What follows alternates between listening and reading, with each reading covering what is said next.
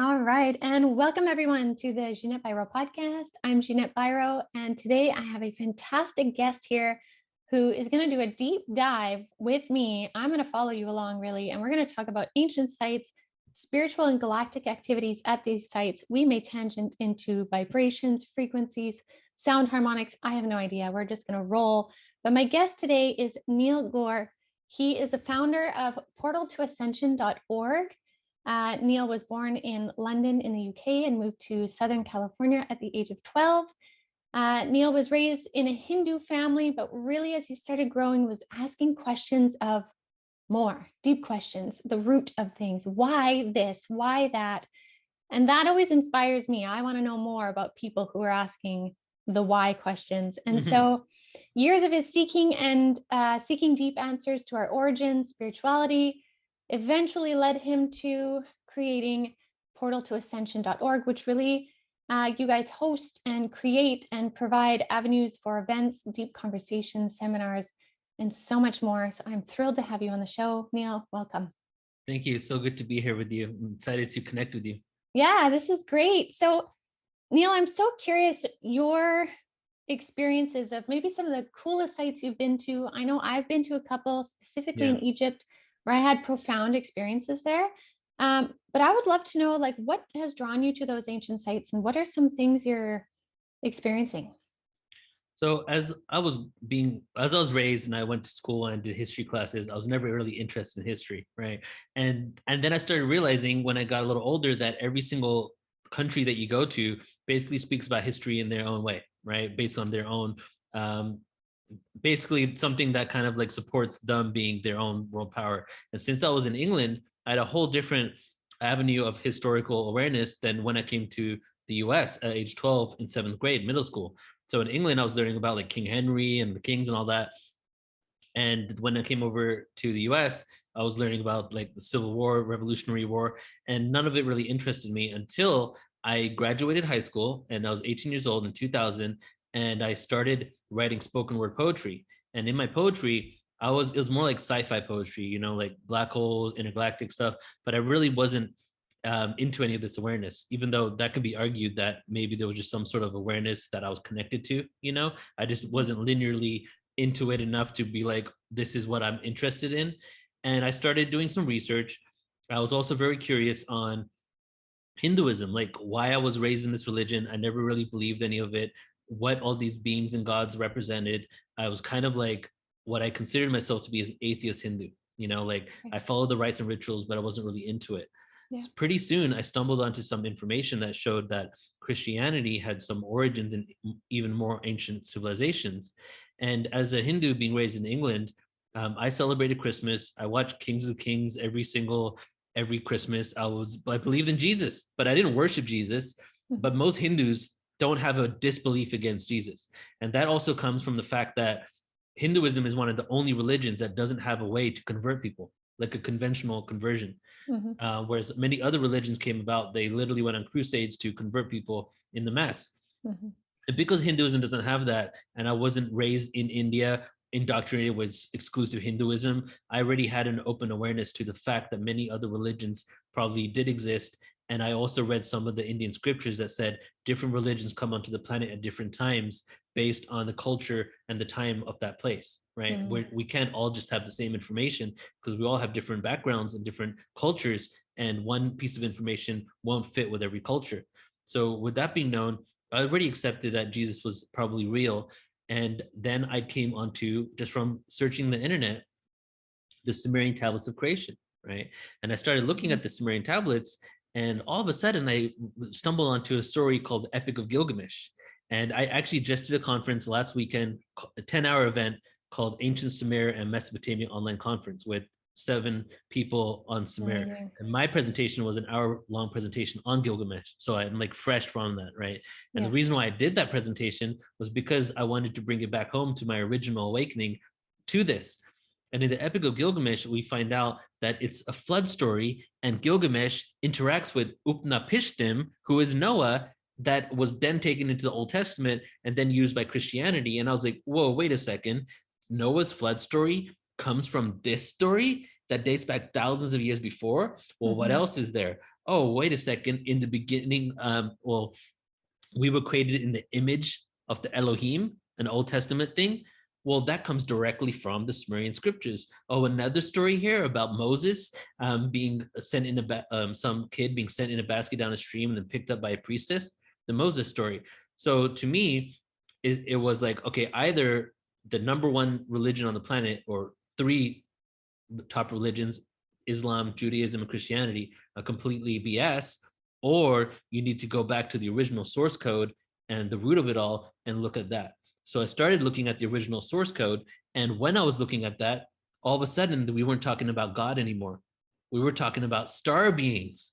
And I was like, sky people, star beings? Like, and this is where God came from. Elohim is actually plural and it's gods. And then Yahweh was one out of many gods. Even in the Old Testament, Yahweh said, worship me over the others. It's right in the, it's not even not conventional. It's not even unconventional. That's conventionally accepted. Yahweh made them choose it out of all the different deities. So that's what really like started me going down the rabbit hole. But the four individuals that I found in the beginning were, I'll tell you what they represent. So you kind of know that it was a really full spectrum awareness from the beginning. Nassim Haramein, how to connect mathematically that we're all one, right? Through science and quantum physics, realizing that we're all interconnected. I was a linear-minded Indian kid, right? Math and all that stuff. So I was like, whoa, I can linearly prove that we're interconnected. And then Jordan Maxwell, the occult, the secret societies, the bloodlines coming out of Sumeria. Oh my God, we've been hijacked and controlled within this matrix for all these years, and they've been following this bloodline from these gods, the sons of gods, also an Old Testament reference. And then Jim Self, the Merkaba light body. We have a light body and we can transcend and live simultaneously and astrally, right? And then the last one was William Henry, ancient aliens, investigative mythologist, Egyptian connection. So that was all 2001 to 2003, from 19 to 21. And I just went down the rabbit hole for years after that. And it kind of went down conspiracy route for quite some time, but I just continued to collect information until eventually I had more of a spiritual awakening and then created Portal to Ascension. That's amazing. What a journey, hey? And there's so much more to that too, right? Like you're giving us highlights of it. Yeah. There's so much more, but I can really understand that. I know I've gone down similar, just like, oh my gosh, and this and this and this. And it can be really overwhelming as much as it is also really profound. Right. Yes. And so taking all of that, what are some of the most, actually, I'm going to ask you this way. What is your understanding of sacred sites on our planet and like galactic beings or spiritual experiences? What's your understanding of them?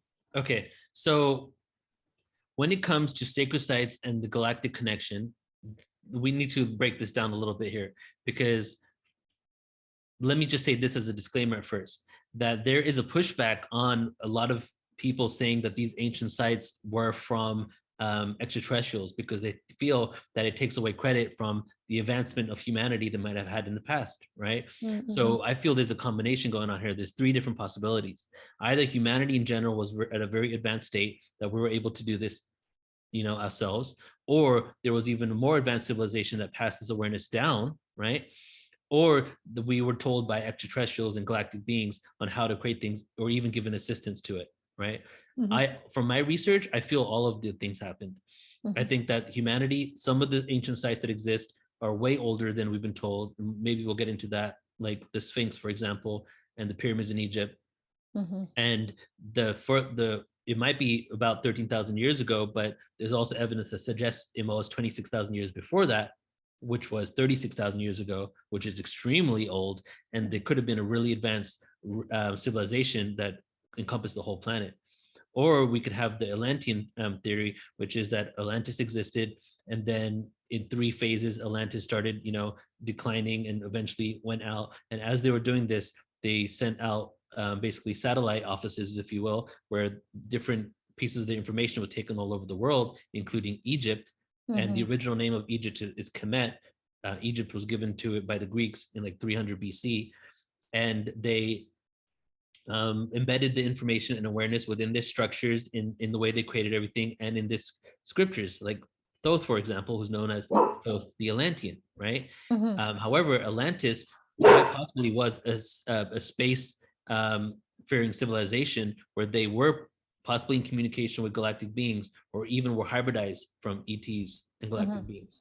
And now the other theory, which is if you go to ancient Babylon, say you were there a few thousand years ago in ancient Sumer, and you find out all this amazing information, the Pythagorean theorem, right, is there, the 60 based number system, the times, the clocks, the degrees of a circle, everything came from there, right? And then you find, and you go there and you ask them, where did you get this information from? Who told you it?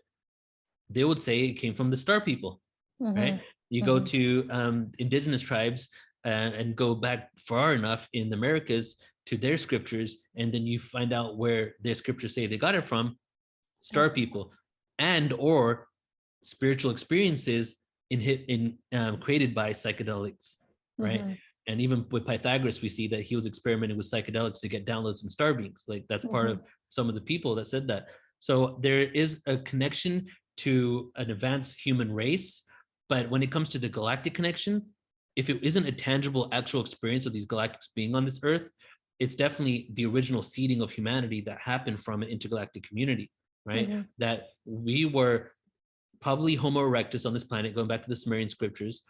And then what happened is there was some sort of influence or some sort of hybridization that occurred from some star beings that evolved us to another level of species, from Homo erectus to Homo sapien. And if you look at the conventional timeline of history, many of the evolutionary traits work out perfectly, but one thing is an anomaly. Homo erectus became Homo sapien in a very short period of time, things that normally take a long, long period. So, and we have two theories, right? We have creationism, right, which is like the Christian kind of view of Earth is only 6,000 years ago, which is the last flood, right? And then we have evolution. So we have two extremes. But to me, it's actually both. We were evolving, and then we were created and became sentient and aware. And that's kind of just like throwing out some, I'm rambling a little bit here, but going all over the place. But yeah, that's pretty much my thoughts on it.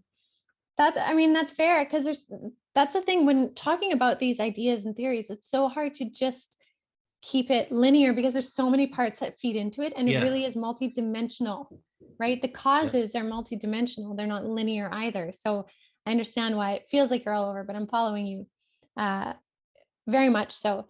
Now, do you think that sacred sites are still active portal sites to these higher dimensions and things currently, or do you think these sacred sites are dormant now? What's your thoughts on that? That's a great question. I feel that a lot of these sacred sites have become dormant, but some of them are just like subtly still active. And that as we ascend and go into this higher octave of existence, as we're moving up into these ages, that a lot of them are going to come back online. That it's actually at a frequency, specific frequencies actually kickstart these portals from opening. And as we go lower, I don't like to even say higher and lower, as we become disharmonic, right, we're not able to actually access these portals. So there are definitely stargates on the planet that at certain levels of awareness, consciousness expansion, that we can probably utilize to not only go interdimensionally and travel the rest of the universe, but also probably gives us some insight about who we are in our ancient history that goes beyond, the conventional timeline of that we were primitive beings and then we linearly evolved to here. Because that was one of my first realizations, actually, was understanding that we are not the most advanced that we've ever been on this planet. Yeah, absolutely. And I think that's really interesting too. And that's a good perspective that humans should remember. Because sometimes I think the whole of humanity gets this really egoistic view of like, well, everything, we are humans, therefore we are the best. But it's like we are still growing in very much a seed-like state compared to a lot of other civilizations, right? Like we're still climbing the ladder. We're not at the top of the ladder. Okay, so I want to talk about sound harmonics now too. Yes. So I had an experience in a pyramid in Dashur in Egypt, and it had this like beveled pattern on the ceiling of it. And I remember when we would sing certain frequencies or notes, like you could sing a song and it was beautiful, but if you would sing certain notes, it would reverberate and everyone in there instantly were in this like meditative state. It was so Mm, fantastic, phenomenal. And I was amazed at the ability to create such a structure that was so yeah, everlasting, that right, had such a power. And it's like, if you didn't know that, you couldn't activate it. yeah. Right? I mean, how many do you think that's kind of key in most sacred sites, that there's a sound harmonic type thing? Not okay. So sacred sites, because if we talk about ancient sites, probably not, because there's all types of different things. There were primitive cultures and there weren't, right? When it comes to Mhm. sacred sites, and if we're specifically categorizing and defining sacred sites as sites that are put in certain areas because of their energy, right? Mhm. Because a lot of sacred sites are on ley lines, they're on certain grid works of earth, literally positioned completely in alignment with certain meridians of the planet, as almost as if they knew it. And a lot of time those are really advanced structures, way more advanced than we know, and are utilizing harmonics. There's Mhm. many sacred sites in the world. To say that and they all have that component, I wouldn't know because I haven't seen them all, right?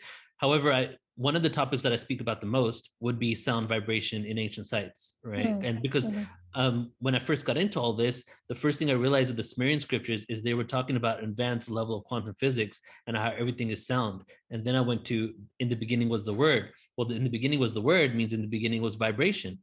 And Mhm. I did another presentation called Origin Stories of Ancient Civilizations, which I'm doing on Portal to Ascension again in 2 months. And it's a 3 hour expose on 300 different origin stories of humanity. And in there's a whole hour-long section on sound and vibration in origin stories. And Mhm. almost every origin story speaks about sound being the first component, right? Yeah. And these are basically through metaphors and through fictional stories, if you will. They're not really fictional. They're speaking about sound. Like in the beginning was the word. Well, was there actually a literal word flying? No, it's talking about frequency, right? Mhm. The universe was sung into existence. Well, was there a person singing there? Probably not, but that means frequency, you know? Mhm. So that was something that I found out a lot in ancient stories. And a component of spiders and some extraterrestrial connection in many origin stories. So what it looked like to me was in the beginning was a vibration. We all came from this one singularity vibration. And then the metaphor for how it fractalized out was a spider web. A spider went Mhm. out. What do we have? Sacred geometry, the fractalization from the singularity to the infinite experience of duality. So that was my like, because I loved understanding quantum physics in the beginning theoretically. And so as I started realizing this and working with more and more speakers, Brian Forrester, Michael Tellinger, and just collecting all this information, I realized that a lot of these ancient structures were built with harmonics in mind. And a Mhm. little tangent here before we get back to talking about that is when we talk about ancient civilizations being more advanced, automatically our technological minds in this reality right now start thinking technologically advanced. But what we don't realize, we're not talking about technology, we're talking about consciousness. Mhm. Okay. So at some levels, if we've gone through 26,000 year cycles, hundreds, thousands of times, however many times we've gone through a devolution and evolution, we didn't need maybe computers and technology. And when you're at a conscious level, a level of consciousness, you need external products less. We exist in this age where we're literally been at the lowest, going back up, and look at all the external reality we have. Mhm. We've created all these things to be able to do things that our human avatar bodies should be able to do. Mhm. Cultivate energy, realize we're all vibration, and be able to use the harmonics. So these ancient cultures, you don't see computers, you don't see chips, even though there are some archaeological anomalies of computers and chips, right? Mhm. But you don't see it on a mass level. One is because many of these things have been completely wiped out through worldwide cataclysms. And two is that they were at a level of consciousness that maybe they can use their own minds for telepathy, for molding structures together, for levitating, or Mhm. they needed very less extravagant technologies to do so. So going back to ancient sites now, when you go to these sites and you realize how they created these sites, you don't even know how they created it. You just know the effect of what's going on. Like you were there, you were chanting, and all of a sudden you were like realizing what was occurring. It's at a level of technological engineering, architectural genius that is unfathomable, right? Mhm. We need tools and technology to get to that level. How did they even cultivate that in the first place? Um, there's a video on YouTube of Brian Forrester at the Red Pyramid. They go into the king's chamber at the Red Pyramid, and they all start chanting. And they're not chanting a specific note, they're all just chanting random notes. They get a piano, they match it up with the chants in the room, all the chants going on, all the different frequencies, all accumulated into one specific tone. A equals 432 hertz. Really? The frequency everywhere, all the different chants, all literally, the place was made in a way that no matter what harmonic you were creating, it would create the note A. Wow. You go high octave, low octave, you try to change it up, you get a guitar tuner in your face and you say something and you see it's a D note, A. So the structure was created in a way in order to take any vibration and frequency and create A. And now we have A equals the third eye, right? And then the third eye, the eye of Horus, which is a cross section of the pineal gland and the pituitary gland. Mm-hmm. And so was this chamber utilized for frequencies in order for people to get spiritual experiences, connect with extraterrestrials, or to get intuition? It could be anything. It could be level from healing chamber of sicknesses or to connect to these spiritual beings. Mm-hmm. And if you look at the hieroglyphs, it probably looks like it was connected to some sort of ET life or something, because it's just like strewed throughout everything, right? Mm-hmm. And I'll add, since we're on the topic of Egypt, I'll add this too. Great documentary. A lot of my colleagues are in it, called The Pyramid Code on Netflix. Oh yeah, it's a multiple part series. And in there, they break down some intense things about Egypt. But if you really want to know more about Egypt, go to Sacred Geometry Decoded on YouTube.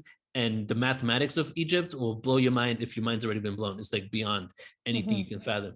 So in this documentary, they show that underneath the Giza Plateau pyramids, there's aqueducts underneath the pyramids. Mm-hmm. And in those aqueducts are copper rods that end into chambers inside the pyramids. So now we look at the geological studies of Egypt, and we call in Robert Schoch, who also done a lot of stuff with. Robert Schoch is the individual that has basically helped us redefine the Sphinx to be at least 13,000 years old, which doesn't make sense because 13,000 years ago, we were primitive. Who created the Sphinx 13,000 years ago, 11,900 BC? Well, through geological studies, we're now able to find that the erosion on the Sphinx is at least 13,000 years old. And through hieroglyphs and other types of scholarly research, we also know the Nile River was actually on the other side of the pyramids, but through through I guess time and geology of it all, it ended up being in the position it is now. Mm-hmm. So if you look at where the Nile River was said to be in those scriptures, and then you calculate how long it would have taken to go there, 13,000 years. Well, they even say too, with that same movement of the Nile, how it at that time too, 13,000 years ago, the Nile would also move up into Abydos, into the Temple of Osiris, right, which is kind of buried underneath, and the water actually was right up to the entrance of it, which I mean, it definitely is not now. You have to drive for a long time to get there. Yeah. Right. But I've heard of those links, and even the connection from that Temple of Osiris back down underwater through to the Sphinx. Yeah. And in Temple of Osiris is where they see the flower of life too. That was like the first depiction of the flower of life. Yeah. So, and then the Temple of Osiris to the pyramids, multiplied by another number that's of that the circumference of a pyramid gives you like the circumference of the earth. So everything was positioned in such like incredible engineering. So in regards to the Nile River, what would happen is, I don't know what seasons, every now and then the Nile River would overflow. Okay. As the Nile River would overflow, the water would go where? Into the aqueducts underneath. So what happens when water goes into an aqueduct at a fast rate, and then there's copper rods? Well, it creates an electrical current. So the electrical current would carry up the frequency into the copper rods. But what happens when the copper rods ends into a hollowed out chamber? It becomes a sound frequency going into these chambers. Amazing. So it was, so I don't think the pyramids were just for one thing. I think they could have been for connecting to star beings, healing from sicknesses and illnesses when we started devolving in consciousness, because there was at a time where a lot of illnesses probably didn't exist because it goes back so far. And then also there were batteries to keep the energetic grid of the planet at a certain level, because we were devolving in consciousness, and this pyramid culture was actually worldwide. There's pyramids in India, there's pyramids in China. This is not alternative, this is mainstream at this point. There's pyramids in the US, and that's a whole other topic that I go in on another presentation of the deliberate destruction of advanced pyramids in North America. Because why is it that advanced pyramids start right at the Mexican border? Oh, because North American people were more primitive, which gives us more reason to have done what we did to them. Well, even though it wasn't me, but you know what I'm saying, right? Like, so it looked like they could have been some sort of structures that were on energetic ley lines of the earth. So they were harnessing the natural frequency of the earth, but then a little electrical current utilized in these ways that I said, very organically, very acoustically, that powered up these things to create a grid work around the planet to keep us at a certain level of consciousness. Now, back to the video on Brian Forrester, is when he was in the Red Pyramid and they were doing all this research, all of a sudden there's this huge crack in the pyramid, and it's from an explosion. And the crack in the pyramid is looked like to have happened maybe around 13,000 years ago. And this goes into the theory that the pyramids overpowered because they weren't able to sustain at a level. So we basically devolved in consciousness. And then when we got to a certain level that we had to drop down in consciousness no matter what, the pyramids couldn't sustain the energy anymore, and they're overpowered and they went offline, right? And then as we evolve again, chances are either we'll create some new structures or these same structures can be utilized once again. Now, do you think that's connected to the missing top caps of the pyramids, especially in Egypt? Yeah, because it was, because the whole thing was like limestone and was like beautiful and was smooth and reflective and conducted electricity. So the original, not only the top part of it, but the whole entire thing was even more efficient to conduct electricity than it is now. And most of it has either been decayed or actually gone missing. So I feel that the whole structure, including the outside casing of the pyramids, were all utilized to harness the frequencies of the earth. So interesting. And I love that. And, you know, jumping back to what you said about the spider and the spider web, I get a lot of messages from the universe, if you will, Mother Earth, about the symbolism of the spider, sometimes considered like the grandmother spider, the weaver, the weaver of things. And I love how you're saying that symbolism of the spider also connects to harmonics and frequency, because I mean, if we just, like a lot of people have seen, if you put flour on top of a speaker and you play different tones, right, different notes, it's going to shift into different geometric patterns, which can all in essence look like a spider web. Exactly. In one form. So I love that linking you did there. That's a great visual, I think, for a lot of people. And I love that you are talking about all these things. I mean, there's so much more obviously you can talk about on this, but you're talking about all these different things because it's really about exposing or revealing or surfacing ancient truths to bring them back into consciousness. Exactly. To bring people into awareness to utilize that. And I think the fact that a lot of this is coming to the surface probably means that humanity is moving into a position where we can remember, right? Utilize, change more than we are. So, I mean, we could definitely talk all day long, Neil. And I would love to have you back on the show for a different topic, deep dive into, but any other things that you would want to leave viewers with about, you know, things, whatever it may be? What are your thoughts that you would love to leave people with? I'd like to leave people with hope. You know, like, it's to me, scientifically, musically, spiritually, esoterically, it's been proven that we're up on this uplift of consciousness, that there's this mass awakening happening. I love to, like, when I first got into doing Portal to Ascension, I used to say, even though like the choir likes to come to our events, I'm not here just to preach to the choir. I'm here to show people that maybe are very linearly minded, how we're all interconnected in one, you know, which is why I put in my own presentations, a lot of scientific evidence. Like, I'm doing a presentation on tomorrow called Galactic Origins, Dimensions, and Black Holes. And for 3 hours, it's going to be nonstop dimensions, science, Milky Way dynamics, anomalies that are real, and then it ends with all the esoteric of how galactically connected. So it's like this journey from appeasing your linear mind to being like, whoa, there's something going on here, to then opening up to the truth. And part of that is also quantum physics, vibration, non-locality. All things, all information and awareness exist in one moment everywhere, proven through quantum physics at this point. What does this mean? You and I were all vibration and frequency. This computer does not exist as the way it exists. None of this is what it is. What does that mean? right? It means that the human experience is much more vast than we actually know and can even perceive. We also exist when there's limited frequency range, this bandwidth. So to feel that we know might only just be one fractalization closer to source. Who are we to know that we're actually completely aware of the full range of frequencies that we're able to experience, right? But one thing is for sure, that these cycles of time have occurred. Many ancient cultures have talked about it. Some of them have actually given dates, like in the Indian culture. And we are in this upturn of consciousness. It's very interesting that we've been in this age of delusion. And this age of delusion is an age where we have these advancements and we think we're the best that we've ever been because of the advancements that we have. But if you look at religion that were created in the last 13,000 years, it seems that there's been a linear progression in all these ancient texts from religion for the last 13,000 years. Go back to religions and cultures that spoke about times before 13,000 years ago, they have a whole different perspective. There's this circular time. We evolve, we devolve, right? So some sort of cataclysm happened in the Younger Dryas, probably an asteroid, a solar flare, something. This is already conventionally accepted, reset society in many ways, and we had to linearly progress to where we are now. So that's what we pretty much see when we look at the history books and religion, right? And but then you go a little further back, and all of a sudden we're seeing Göbekli Tepe, we're seeing all these advanced structures that should not have existed at these times. So what's happening now is a collective remembrance.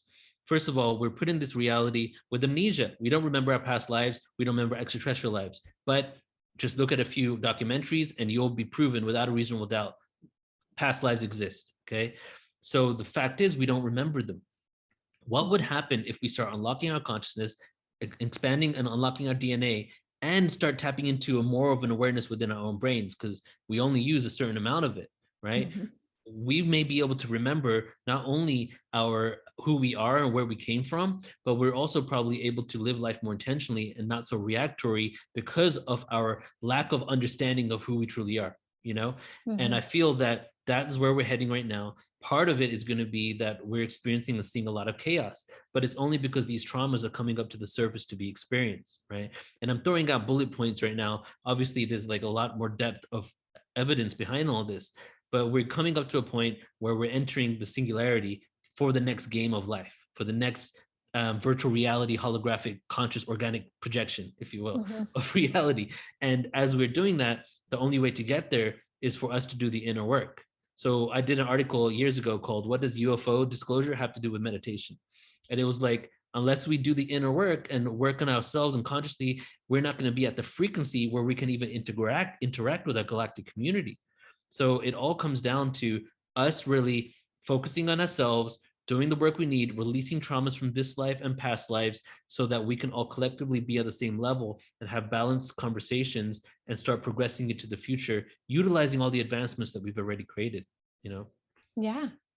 So well said. I couldn't agree more. I think that's quite lovely. So, I hope this helps some people listening today to kind of open their mind a little bit more. If something's pulling at you, kind of gnawing at you, to open up and explore it. Just because you're exploring it doesn't mean you have to believe it, but why not be willing to see everything you can in this lifetime, learn, see, read, experience, and then choose what's real to you. I know there's many times for me, I've had an experience or communications from spirit, and I'm like, whoa, that's too much for me.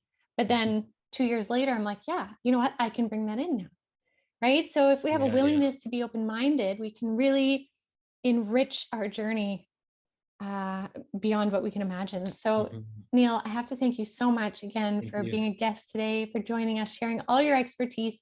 I definitely encourage everybody to check out portaltoascension.org for everything that you offer, the events and all the things. And we'll definitely have you back on the show because I would like to go down some other rabbit holes with you. Yeah, let's do it. Yeah, that would be great. So to all of you watching, thank you so much again for joining the show. And I'll be back again next week with more.